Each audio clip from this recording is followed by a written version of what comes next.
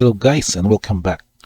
So for the continuation of our standard deck with BloomBurrow set, and we know that we have some new cards to explore with this new set that we are going to be having, and the pre-release will be up in basically 2 weeks from now.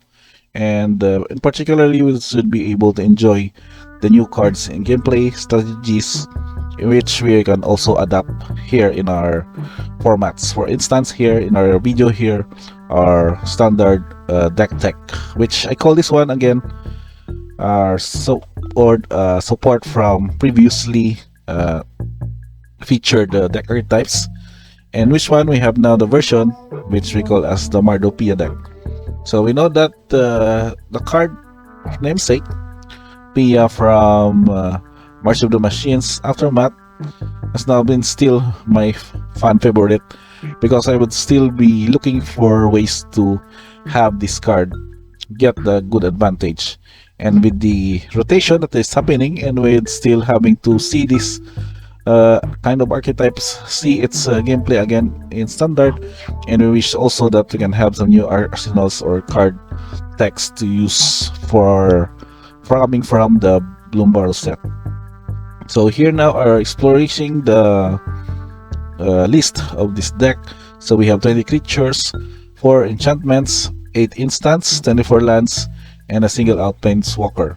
So making sure that we can get card advantage by creating these tokens whenever you play a land from exile or cast a spell from exile, we kind of set up the rest of the cards that is going to benefit out of it.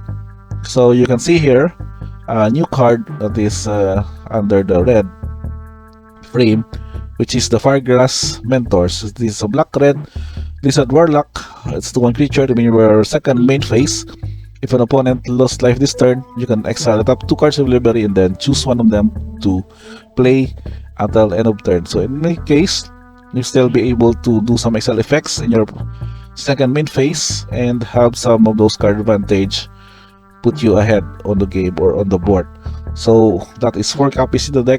I make sure that we can have a good curve out of it, playing with the PNLR, for example, and then the Fireglass Mentor to follow this build.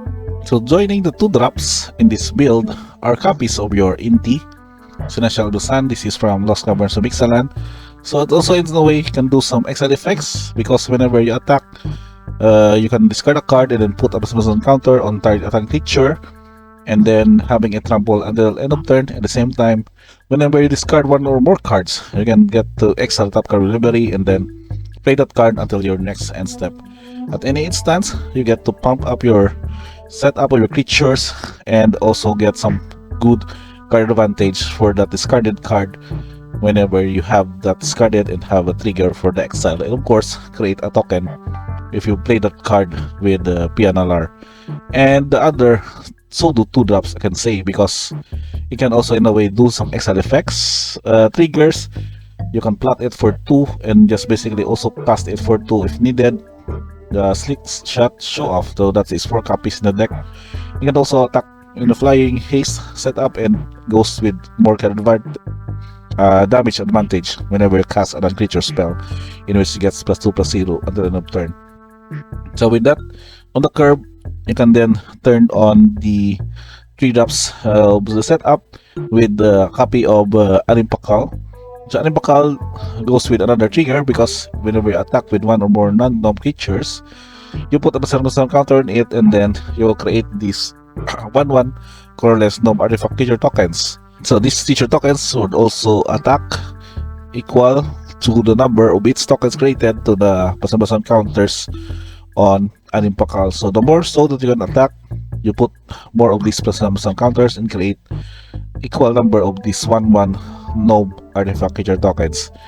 And that kind of setup, go with what this pseudo card would help us, in which we added also 4 copies of Moral Leader's Call.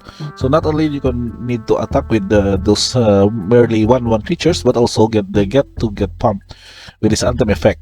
At the same time, when it enters the battlefield, for due to the token creation, you can have that creature deal 1 damage to its opponent. So in a way, This would also get you a more of the clock damage race against medium, maybe mid-range or controlled decks, and also get your board pumped with this Anthem. And more so that you can think of this combo of this damage source is when you have Orzhov, Axonil, Deepest Mind in play. So Orzhov ability is that whenever a red source you control will deal an amount of non-combat damage that is less than its power to an opponent, that source will deal damage equal to that Orzhov Axonil's power instead. So in a way, with Orzhov in play in the War Leader's Call, also it would deal 1 damage whenever a creature enters the battlefield under your control, you can have instead deal 4 damage to your opponent. So in a way, that's a very huge chunk of damage output which can finish off most of your opponents. And at the same time, given that Orzhov can also have this trigger whenever it dies and becomes a land of temple power, the condition is not really that hard to acquire, but if ever you can goes to have this one, then you can flip this back into the god version of Orzhov Axonil. So that is your creature lineup in with the pseudo effect in combination with the War Leader's Call. Now let's go to the other cards that is included here. We have 8 instants, originally composed of spot removals and of course lightning helix, which can also get to the dome and needed alphas damage or extra damage to your opponent's life total, at the same time life gain effects.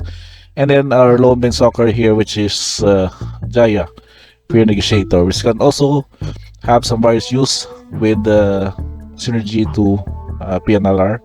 By extending up 2 cards, you can create those cards into play and create those top tiers, and have this one also create an army of 1/1 red monk creature tokens with prowess, and get also this emblem and the -2 effect if needed in certain situations.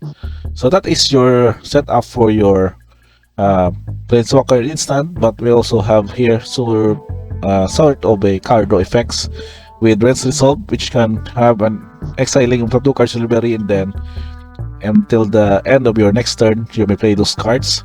So in a way, curving out also with the PNLR and Ren's Resolve would also get you some huge army of those top tier tokens, and also giving you card advantage by playing more of your cards from the top of your library. Now looking at our lands, we can see here that since we are Mardu colors, we need to have a fix of the colors of black red, white red, and black white. So we are given here Blackleaf Cliffs to do some of these for black red. We have also Inspiring Vantage for red white, and last but not least are your checklands for Concealed Courtyard for black white. And the rest are basically just fix of basic lands in combination with Battlefield Forge, and also Cavern of Souls can do a fix because most of your lineups here are pretty much human subtype, so you can name human to have them uncounterable, at the same time have a good fix in their curve, and make sure that you cannot really go away with having top lands or mana problems early on your first 3 turns.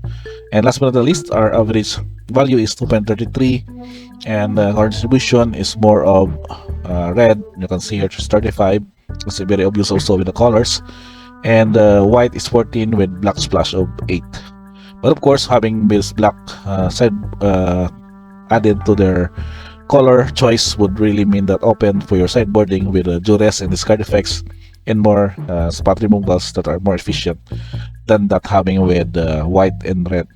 And also we have pretty much a good fix. I think it's more of the red, so we have 35 red and producers of 19 to cover those. We have 17 for white and 11 for black.